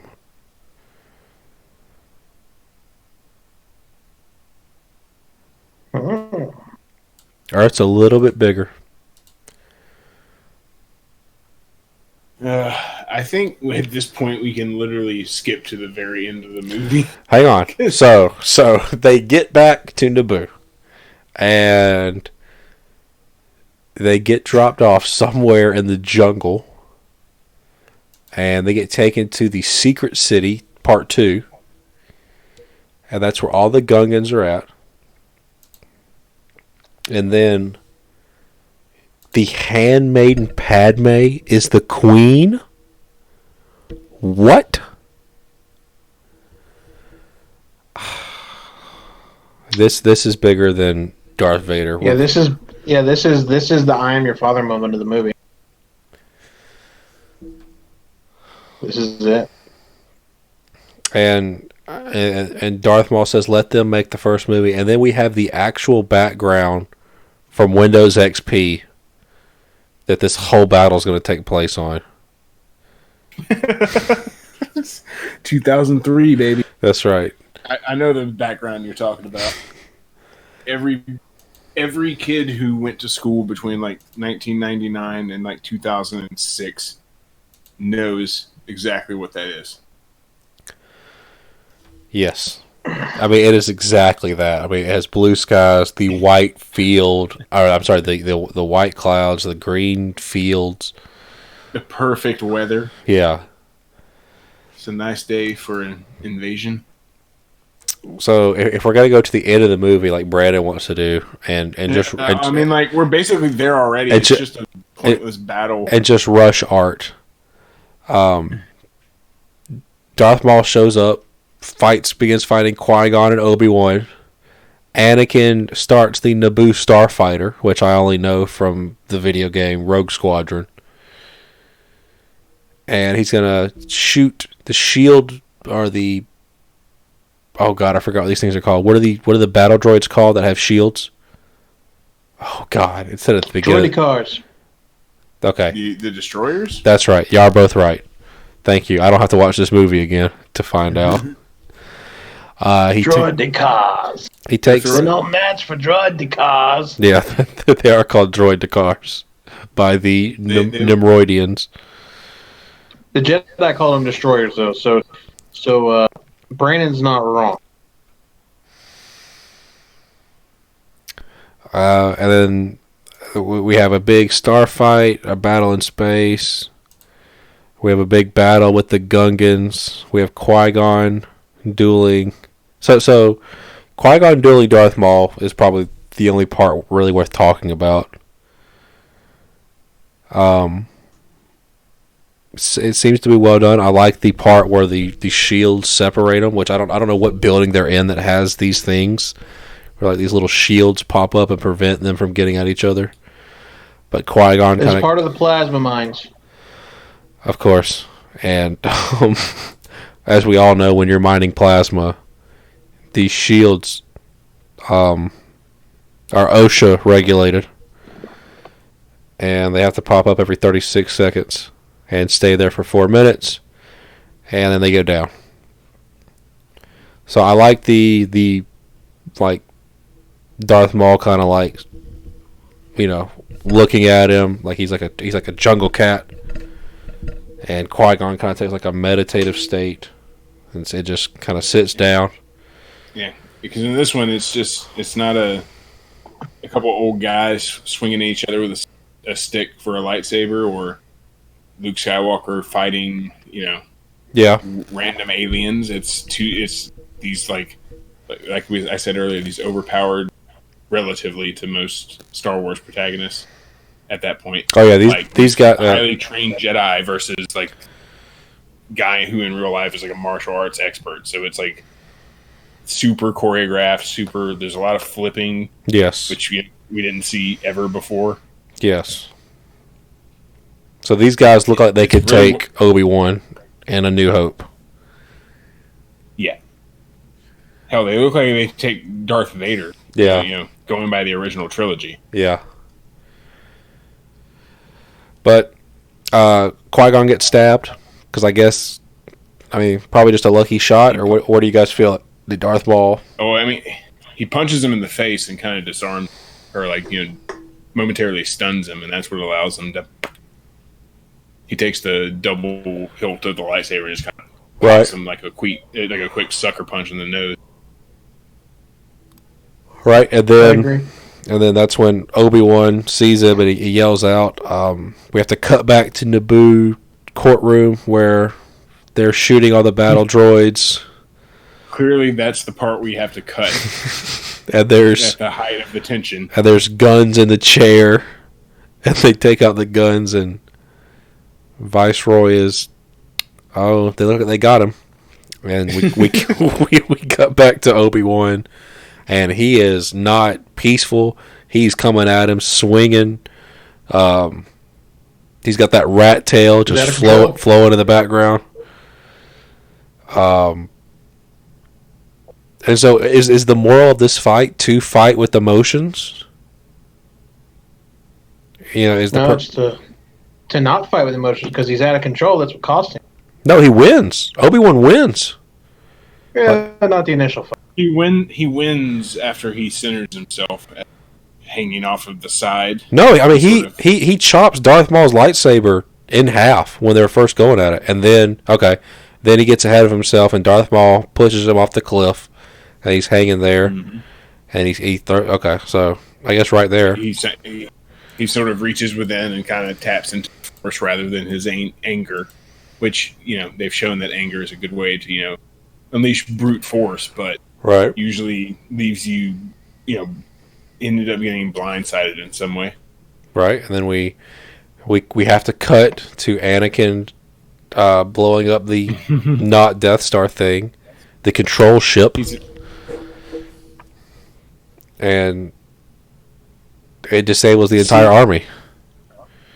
See, does this mean that all Jedi are good pilots, or just are all really powerful Jedi good pilots? Because I thought it was just Skywalkers that were good pilots. Well, technically, Palpatines are pretty good pilots too. Oh, that's true. At least in the first movie of the trilogy. No, her last name's Skywalker. It counts. It counts. So because you change your name to Skywalker, you get powers? Yep. Oh, wow. That's how you get special powers. Documentation. You go to the government. You wait 8 to 12 weeks. Yeah. You get it on your driver's license. So Obi-Wan jumps up, grabs Qui-Gon's lightsaber, stabs him, and Qui-Gon's still alive. No cares for the high ground there. Yep, doesn't care about the high ground.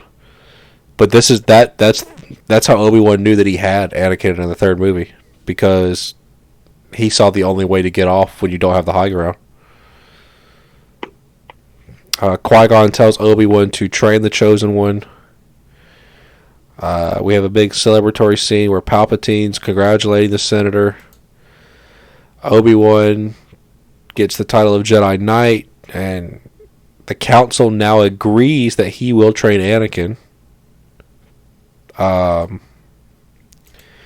There'll be a Jedi, I promise. And there's always... Go ahead. Go ahead, Brandon. I was going to say, at this point, we know the Jedi. It's not like they need new recruits. They're training younglings and shit. Why all of a sudden the change of heart to train Anakin? Because Qui-Gon died? Because he's the Chosen One.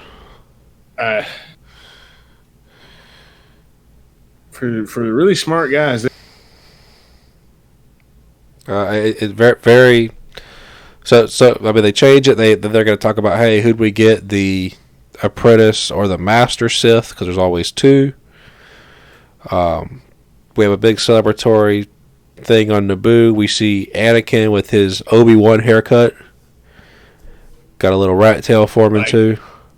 How did he grow a braid that quickly? Well, maybe this took place a little bit later. Force. Maybe Force. And so the Gungans get honored by the Naboo people. Palpatine's there smiling because he did some good stuff. He's a good guy. And the guy says peace and holds it up, and Yahoo, and cheering to let us know that good things have happened. Anakin gives us a little smirk. Natalie Portman is trying to smile at this child and not be creepy. And written and directed by George Lucas. Think of your 15-year-old self smiling at a 10-year-old girl that you're gonna bang in a couple years. In this last scene, which is clearly, sort of similar to the end of A New Hope. Right. I think it's that way, especially just to remind you, yes, you did in fact just watch a Star Wars movie. Yes. The lightsaber battle wasn't a trick. That was an actual Star Wars movie. And at 2 hours and 10 minutes, it was a film that I've seen twice now in the past 3 weeks. I've seen. I'm about to watch Attack of the Clones again, Joe. How many times have you seen it, Brandon? Well, I've seen it. I saw it 1.5 times today, technically, and I saw it a couple weeks ago. So 3 times within the past month. Oh my god! Yes. Okay. Who went first last time giving their score for Rise of Skywalker? I think it Brandon, might have been me. you went first. Joe, go first. Give me your score for Episode 1, Phantom Menace. Out of 10. You know, I was able to catch this movie in theaters once because it was re-released, and me and my friends in Albany, Georgia went and watched it, and I loved it then. Yes. I love it now. But you love the experience. It is a very... It's one of the weaker Star Wars movies in it, being that I don't really feel like anything important to the overall narrative of the story actually happens here. So I'm going to give it a strong 7 out of 10. 7 out of 10. This is 1 point below Rise of Skywalker, in your mind. Yeah. I mean, I love Star Wars. There's only one Star Wars movie that really grades really low for me. So, okay. Most Star Wars in itself, really. I mean, you got to think this is the first Star Wars movie I watched. Joe, I want you to be honest. I want you to be honest with me. Did you rewatch this movie this week? No, I did not because I already watched it a week ago. You son of a bitch. Me and Brandon are sitting here watching the movie, and you're just fucking playing League of Legends or Dota or whatever shit. Civ 6, calm down. Civilization 6, you piece of shit. You 7 out of 10, son of a bitch. I also watch these movies about twice a year, so I've seen this movie a lot. Yeah. So, but like I said, I love Star Wars, and that's why it kills me so much that I hated The Last Jedi like I did. So, well, we're gonna have we're gonna have a lot of build up to The Last Jedi because that's gonna be the last one we do. Going by this current order, so I'm really looking forward to all of the build up according to that. Okay, so Joe gives it a 7. Brandon, what do you give it? Oh, I'm sorry, Joe. Before you do that, Brandon, while you think about that, Joe, give me your favorite thing about Phantom Menace and your least favorite thing about Phantom Menace. All right. Favorite thing about Phantom Menace has got to be the kind of like the instructional mindset, kind of like the mentorship lines that Qui-Gon gives to everyone throughout the movie, by keeping your head in the moment, so on, so like stuff like that. I really love. Of course, when Liam Neeson talks, I think the world listens. Yeah. One of the most underrated villains in the Dark Knight saga of Christopher Nolan's Batmans, if you will. But I love that. The thing I hate the most is probably the kind of creepy love story going on in the background between Anakin and Padme. Okay. Good points. Brandon? I think as far as comparing it as a Star Wars movie versus just a traditional movie, I think this is one that I can't even do as really a Star Wars movie. Like I said, it's basically the Hobbit of this franchise. It doesn't really fit with the next two movies. As Joe said, that nothing really important happens except for these guys accidentally find Anakin Skywalker. And the Force guides them. Yeah, it's... I have to say 3... It's a 3. A 3 out of 10? Okay. What's your favorite thing and least favorite thing? Let's see. My favorite thing is probably the lightsaber battle, because that was, as a kid walking out of the theater, I didn't love the movie, but I loved the Star Wars at the very end that I got. Right. So that's always going to be my biggest memory of this movie, that lightsaber scene at the end. And then the thing I like the least is probably just the overall trade negotiation political subplot. I don't know where George was going with that. with a movie that was supposed to be made for kids, specifically a new generation of kids. I mean, as an adult, I understand it, even though it is convoluted as hell. But like, how are children supposed to be expected to know what was going on? Right. I agree with that. Yeah, I mean, having watched this movie a second time in a week or 2 weeks before Rise of Skywalker came out, man, this is it's like a 4 out of 10 for me, and I can like name the 4 things that make this a 4 out of 10 for me. It's Qui-Gon, it's the pod racing. I mean, I like politics, and even then, I'm kind of like, when we start talking about a motion to dismiss, a search committee to ascertain I'm like, Jesus, I'm just rolling my eyes at hour and a half that I'm at this movie. I mean, the Duel of Fates, the music would be the thing that makes it a 3 out of 10. And then, I mean, the final thing, going back all the way through it, it's just that it made me excited. It gave me an experience to share with my friends when we fought with lightsabers in a movie like Parking Lot. It's just the nostalgia and the experience of that is really what pushes it to a 4 out of 10 for me. Favorite thing. Favorite thing about Phantom Menace is probably the video games that came out after this. I mean, Episode 1 Racer and Rogue Squadron were like great games that I'm logging a lot of hours into and playing on the Nintendo 64. But my least favorite thing is anything computer generated with the Naboo and the Gungans.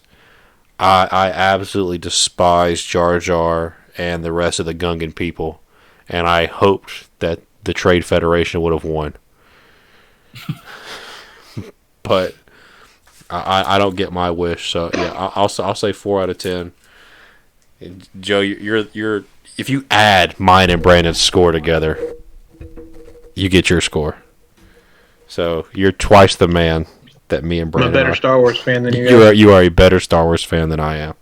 I will give you that. I also look at George Lucas as a deity and not like a joke pun to be made. So that also helps in this scenario. Yeah, remember this is my first Star Wars movie. So I know. These trailers are what got me into Star Wars, because I told my parents I wanted to watch episode. It was 1999, and I told my folks I wanted to watch it, and they went and got A New Hope from the video rental store, and so I got exposed to the original trilogy first. But it was the trailers for Phantom Menace that made me want to get into Star Wars. And you know what? I wanted. I mean, I went back and watched the trailer for Phantom Menace, and it's still good. Like the trailers for these movies, the trailers for Last Jedi is phenomenal. And so they still give me goosebumps and chills, and I hate that. I mean, it's a similar thing with. It's not really. I'm not going to put this in the same vein as Last Jedi, where I'm mad at myself for not liking it. I wish this was a better movie. Yeah, what I was talking about is viewing these movies and Wars movies. This isn't even a well-made movie. This is very much just George Lucas 100% trying to operate it like a machine. Like, nothing about it is really interesting, and there's just a lot of very cheesy stuff, like I've mentioned last time, like weird shots like during the pod race of like extras who were just like all seemingly doing their own weird thing, just inconsistent digital effects everywhere. It was more of an experiment than it was a movie. Whereas like The Last Jedi, I can point to just a ton of different like fundamental things about making movies that make it, leaps and bounds above this or pretty much any of the prequel trilogy. I really am looking forward to when we get to Last Jedi, because it's gonna be a good discussion. The discussion on The Last Jedi is going to probably be our best episode. Oh, The yeah. loudest. Oh, this will be loudest. Yeah. Yeah. Yeah, there's just especially editing on these movies. Like I made fun of earlier, how we cut away right after Darth Maul kills Qui-Gon Jinn. It's Right. just these movies were so clearly written on rails. I think George kind of mentions that in the behind the scenes of the Phantom Menace. You know, when they show that first screening and everyone looks like they just saw a dog get killed. Oh my god. Like everyone's just staring off into the distance, going, "Oh God, what did we do?" And George is like, "Well, we can't really change anything. Work to flow like this." He clearly made this like a machine, and then just put it through through the processing. It makes me want, like, when we finally shake off the chains of capitalism and overthrow the bourgeoisie, I'd like an honest take from George Lucas saying, "Hey, here's what I liked about this movie. Here's what I didn't like. Here's the compromise I had to make. We had to shoot it this way because Liam Neeson was shooting another movie." It'd be really interesting to actually get his thoughts, his honest thoughts. His not, he doesn't want to damage his brand or he doesn't want to damage his reputation. Like his honest thoughts about why this movie's constructed the way it is. See, George Lucas he's just a weirdo, and I don't think he genuinely believes there's anything wrong with these. He is just his own very unique person, which is kind of why he never really directed anything after Star Wars or before, really. He had that Red Wings movie. He was the producer on that. Oh, he was producer. I think that's his. I mean, he is a great ideas guy, but like executing, he American Graffiti as well. yeah, that was like his big, like Breakout. That was one of his best. hot on the scene director movie that kind of got him noticed by studios enough to give him a little bit of money to make Star Wars. And then after that, he was pretty much just a producer until the prequels. I think he did. Did he do? What's that Jeff Goldblum movie he did? Jeff Goldblum movie. Yeah, didn't he do like the? Is it The Fly? Maybe. Is that what it was? He might have been a producer or something on it. Fly was Cronenberg. And then he was also involved in the Howard the Duck movie as well. Yeah, Again, I don't know if he directed those. I just know he's involved. No, most of his producer credits because he started a huge studio and started basically helping and financing everyone else out.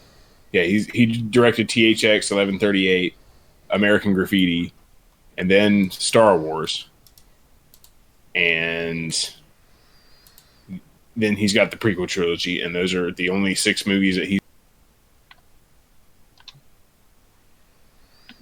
Man, The Fly is creepy. Yeah. Also goes back to the original trilogy.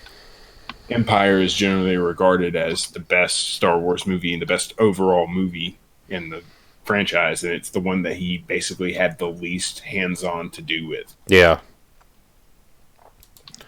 Okay, so I know that maybe this is just red letter media, but episode 2 has the infamous George knocked it out on a legal pad in a day on a first draft. Do we know anything about the writing for this movie? Like, was there a previous legal pad that George did this on, or was this a committee type situation? Or no, he wrote these all himself. Yeah, I think he wrote the entire prequels himself, I believe. The thing about it was that he had started Lucasfilm at this point. He owned Star Wars, and he didn't really need to pitch it to anyone. All he had to say was, "I want to make Star Wars again," and they were going to say, "Okay." And he was the production company. He was his own boss in a couple of different facets. So no one really had any author. No. Right. So he made, when you say he made the movies he wanted to make and is satisfied with them, it's because no one could say no to him, that these are his vision. Right. Which is hilariously one of like the crux of the whole the prequels are good now thing that happened after The Last Jedi. It's like, oh, it's George's vision and all this stuff. It's like, yeah, but it doesn't mean it's good. J.K. Rowling wrote some of the best books of my childhood, but her 2 screenplays have been garbage. Oh, they've been so bad.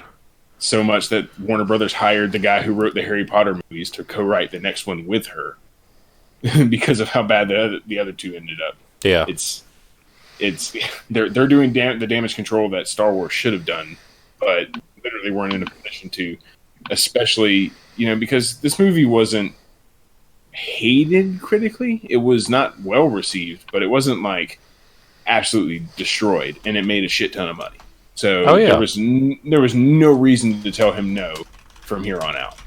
Yeah, I mean, if you're looking at bottom dollars, I mean, IMDb currently has a 6.5 out of 10, which Joe is the one closest to that on that rating.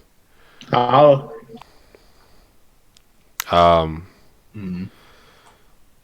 Its budget was $115 million. It was opening weekend. It made half of that. Gross USA is $474 million. Worldwide was $1 billion with a B. Yep. I think it's true if you adjust for inflation, it is technically the highest grossing Star Wars movie. Oh, wow. What is inflation? What's it got to do with Gone with the Wind? Well, actually, the highest is Gone with the Wind. If you adjust for inflation. If you adjust when people had hay pennies and... Well, actually, the person, yeah. IRL. Yeah, well, actually. Yeah. I actually want to check this real quick, just to make sure. Let's see. Adjusted 2019 inflation. Natalie Portman was born in 81, so when this movie came out, she was 18. Yep. Yeah. She was 18. And the kid was 8, or whatever. I wish I could have been that kid. Just imagine. Natalie Portman googly eye me. He probably dude, I guarantee you he thought girls were gross and had cooties. Yo, real talk. You said that Waldo dude is supposed to be like a characterization of Jews, right? Natalie Portman's Jewish. Yeah, she is. She's Israeli Jew. So she, I don't even know. I don't even see like caricatures. I just thought they were just bad characters. I never saw the Jewish one, but I definitely saw the Jamaican one. But now that it's been said, I'll never unsee the Jewish one. Are there any caricatures?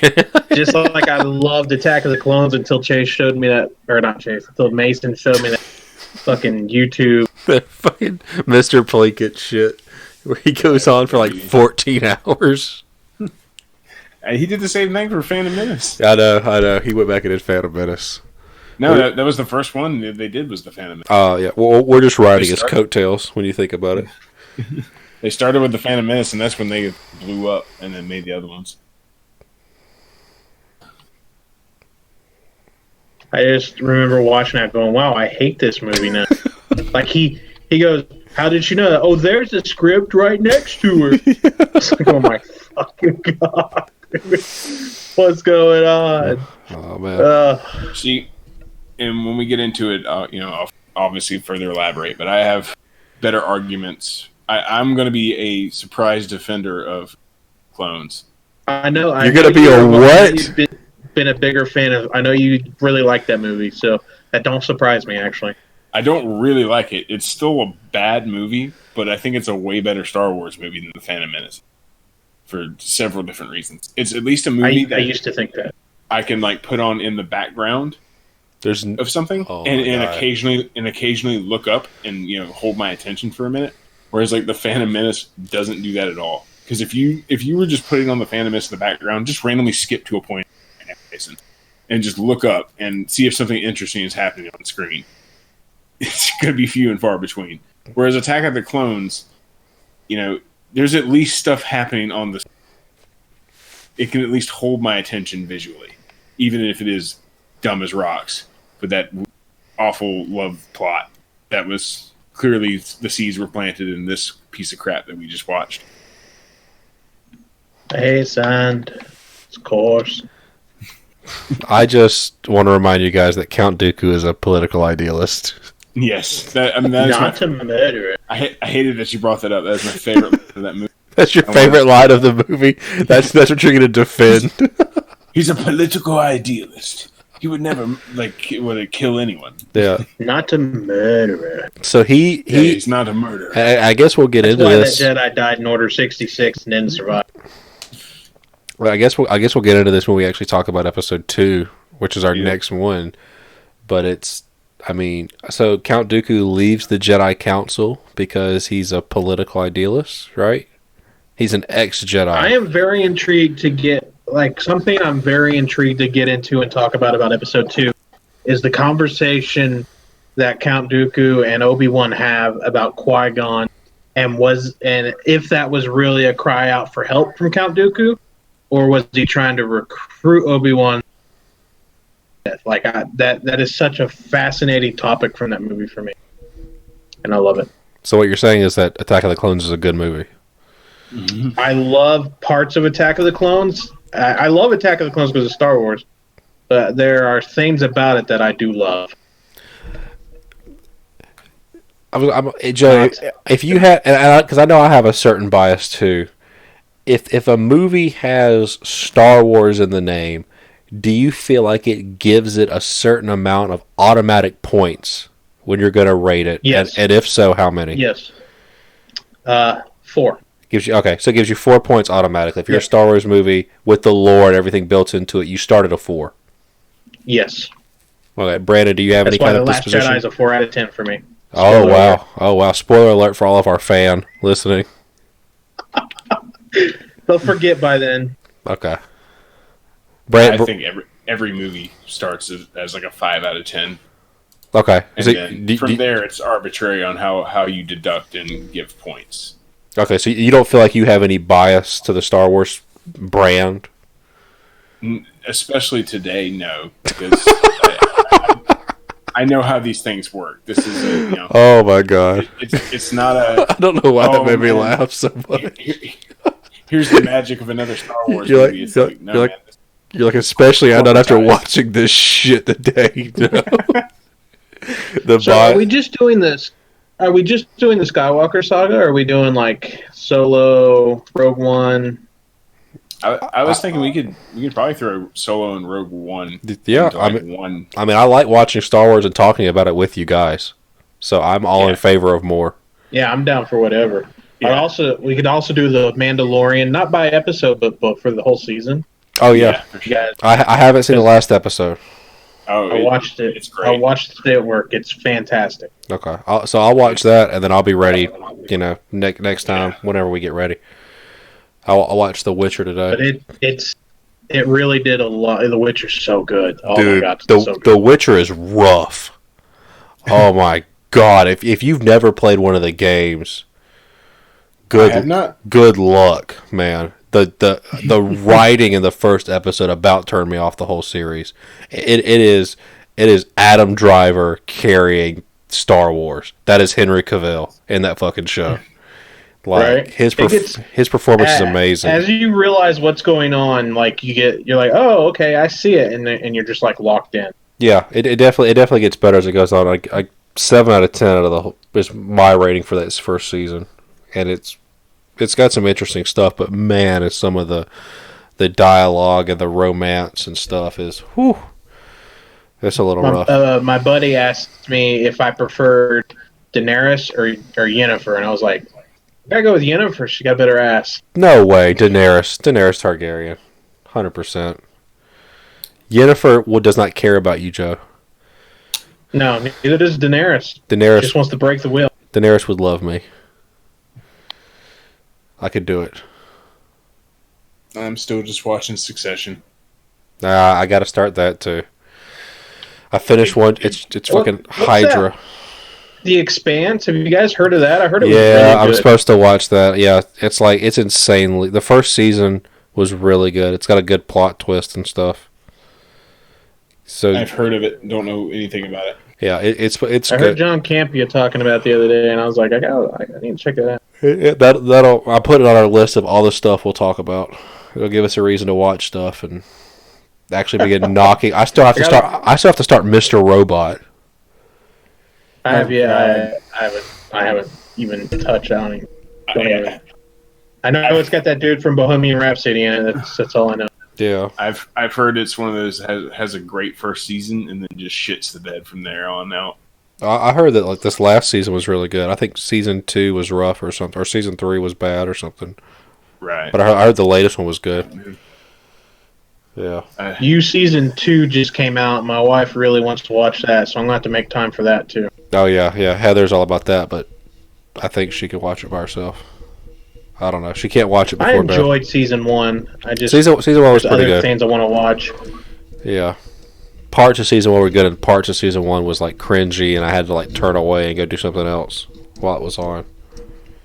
I was like, all right, I'm not watching this. Are we still streaming, recording? Oh yeah, you want me to stop it? I mean, I was just wondering. Okay. So okay, I but didn't know if we were just babbling to babble or not. we are babbling to babble just a little bit, but that's just because I was trying to design my own website and I'm having a really hard time. The folks over at Squarespace. Wait, I thought this was GoDaddy. God damn it! No, Joe. Squarespace makes designing a website super easy and affordable. Oh, I gotta fire that. I gotta fire the prostitute I had for the GoDaddy commercial. I'll be right back. Okay, yeah. Please, Joe. Please fire her or him. I'm not gonna judge. I saw Uncut Gems last night. Oh.